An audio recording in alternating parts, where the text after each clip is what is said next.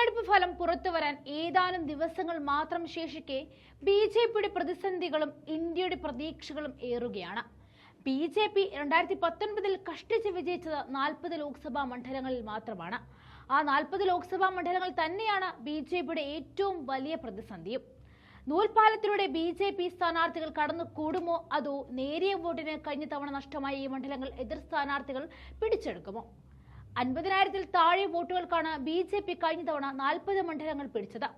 ഇതിൽ 14 ബി.ജെ.പി ഏറെ പ്രതീക്ഷയോടെ മത്സരിച്ചിരുന്ന ഉത്തർപ്രദേശിലാണെന്ന് ഓർക്കണം. 2019-ൽ ബി.ജെ.പി വിരുദ്ധ വോട്ടുകൾ വിവിധ പ്രതിപക്ഷ പാർട്ടികളുടെ സ്ഥാനാർത്ഥികൾക്കായി വിഭജിച്ചു പോയിരുന്നു. ഇത്തവണ വിശാല സഖ്യമുള്ളത് കൊണ്ട് തന്നെ ആ സാഹചര്യമില്ല എന്ന് ഇന്ത്യ സഖ്യം നേതാക്കൾ കണക്കുകൂട്ടുകയാണ്. ആ കണക്കുകൂട്ടൽ യാഥാർത്ഥ്യമാകുമോ ഇല്ലയോ എന്നാണ് ബി.ജെ.പിയുടെ ആശങ്കയും. മൂന്നാമതും സർക്കാർ രൂപവൽക്കരിക്കാനുള്ള ഭൂരിപക്ഷം നേടിയെടുക്കണമെങ്കിൽ ഈ 40 സീറ്റുകളിലെ ഫലം എൻ.ഡി.എക്ക് നിർണായകമാണ്.